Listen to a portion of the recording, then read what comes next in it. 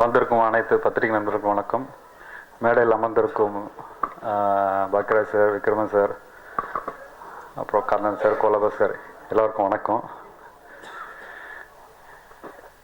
துருவா அறிமுக விழா இது. இந்த படம் ஸ்கிரிப்ட் வந்து நானும் ராஜேஷும் ஃப்ரெண்டு ரொம்ப நாள் பேசிகிட்டே இருந்தோம். என் தம்பி நடிக்கணும் சொல்லிட்டு இருக்கப்பல அப்படின்னு அப்படி சொன்னார்.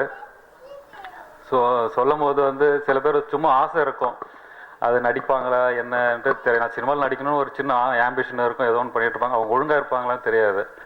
நாங்கள் பேசிகிட்டு இருக்கும்போது சொன்னேன், சார் கொஞ்சம் விட்டு பிடிப்போம், கரெக்டாக பண்ணுறாருன்ட்டு. அதுக்கப்புறம் அவருக்கு கொஞ்சம் ரிஹர்சல் இதெல்லாம் கொடுத்தோம்.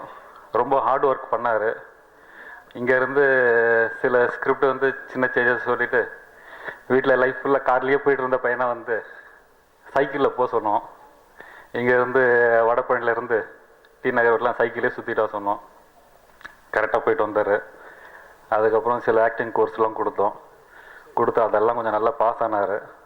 பாஸ் ஆன உடனே சரி ஓகே அவர்கிட்ட சரி பேசினேன், சார் இவ்வளோ கஷ்டப்படுறாப்புல கண்டிப்பாக பண்ணுவாப்புல, ஆக்ட் பண்ணுவாப்புலன்னு சொன்னதுக்கப்புறம் தான் 4-5 கதை கேட்டோம். அதில் வந்து பெருமாள் பிள்ளை ஸ்கிரிப்ட் வந்து ரொம்ப நல்லா இருந்தது.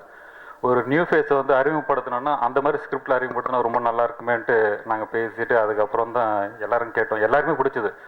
சில ஸ்கிரிப்டுக்கு என்ன ஒரு ஜென்ரேஷன் ஒரு சில பேருக்கு பிடிக்கும், யூத்தாக இருக்கிறவங்களுக்கு பிடிக்கும், சில பேர் பெரியவங்களுக்கு பிடிக்காது. அப்படி இல்லாமல் எல்லாருக்கிட்டையும் இந்த ஸ்கிரிப்டை சொல்ல வச்சோம். ஃபஸ்ட்டு மதி சார் கேட்டார், ராஜேஷ் சார் கேட்டாங்க. கேட்ட ஸ்கிரிப்ட் எல்லாருக்குமே ரொம்ப பிடிச்சிருந்தது.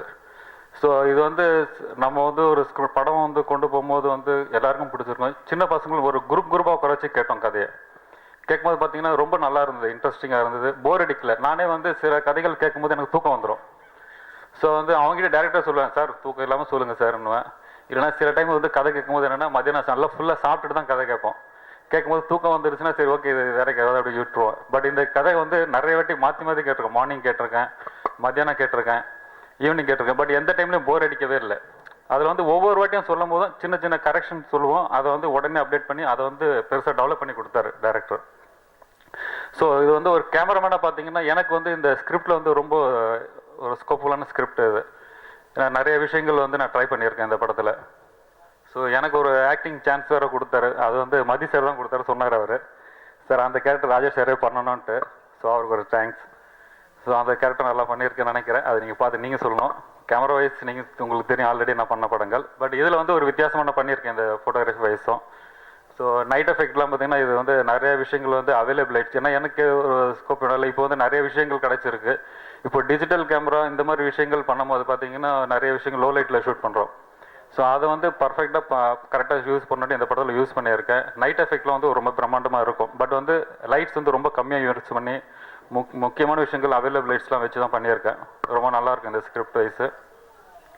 அப்புறம் துருவா வந்து சரி அவ்வளோ கஷ்டப்பட்டார். படத்தில் எப்படி பண்ணார் பார்த்தீங்கன்னா ரொம்ப நல்லா பண்ணார். ஒரு 4 கெட்டப் இருக்குது படத்தில். ஸோ அந்த கெட்டப் வந்து ஒவ்வொரு கெட்டப் பார்த்தீங்கன்னா ஹார்ட் ஒர்க் பண்ணிட்டு இருந்தார்.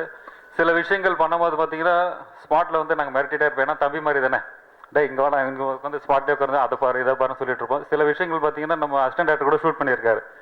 ஒரு சீக்வன்ஸ் ஷூட் பண்ணிட்டு இருக்கும்போது இந்த சைடில் பார்த்தோன்னா இவர் பர்ஃபார்மன்ஸ் பண்ணிட்டு இருக்காரு, அதை அவன் தனியாக ஷூட் பண்ணிட்டு இருக்கான். ஏன்னா அவ்வளோ இன்வால்மெண்ட் ஆகிட்டாப்புல இந்த ஸ்கிரிப்ட் வைஸ். ஸோ அந்த மாதிரி துருவா நல்லா பண்ணியிருக்காரு. படம் பார்க்கும்போது எல்லாருக்குமே வந்து எடிட்டர் சார் வந்து நிறைய வாட்டி போட்டு பார்த்தோம். சில இது வந்து சில பேர் பார்த்தோம். பட் வந்து நியூ ஃபேஸ் மாதிரி தெரியாது படம் பார்க்கும்போது. ஸோ நல்லா பண்ணியிருக்காப்புல. ஸோ வாழ்த்துக்கள். கோலபாஸ்கர் சார் எடிட்டர். அவர் நிறைய விஷயங்கள் வந்து நாங்கள் ஃபஸ்ட் ஷெடியூல் போயிட்டு வந்தோம். இது ஒரு 4 ஷெடியூல் போயிட்டு வந்தோம். ஃபஸ்ட் ஷெடியூல் போயிட்டு வந்தோன்னா சார் எனக்கு இது வேணும் அது வேணும்ட்டு திருப்பி வந்து கரெக்ஷன் எங்களுக்கு நிறைய விஷயங்கள் சொல்லி ஸோ வந்து டேரக்டருக்கும் கொஞ்சம் இதெல்லாம் எக்ஸ்பிளைன் பண்ணி சார் இந்த மாதிரி ஷார்ட்ஸ்லாம் வேணும் சொல்லி அதெல்லாம் நிறைய பண்ணியிருக்கோம். சாங் வந்து ரொம்ப ப்ளஸ்ஸாக இருக்கும் இந்த படத்தில். என்னென்னா நிறைய விஷயங்கள் வந்து சாங் வந்து நம்ம ஷூட் பண்ணிட்டு போயிருப்போம். பட் இது வந்து லைவாக நிறைய விஷயங்கள் நாங்கள் பண்ணியிருக்கோம் இந்த படத்தில். சில சீக்வன்ஸ் அது படம் பார்த்தா உங்களுக்கு தெரியும். ஏன்னா சாங்ஸ் கேட்கும் போது அது கொஞ்சம் ஸ்லோவாக ட்ரையாக இருக்கும். பட் விஷுவலோட பார்க்கும்போது பார்த்தீங்கன்னா சில இடத்துல வந்து கண்ணீர் வர மாதிரியா இருக்கும். அந்த மாதிரி எமோஷனலாக பண்ணியிருக்காரு மியூசிக். ரொம்ப தேங்க்ஸ் என் பேசுகிறதுக்கு. தேங்க்யூ.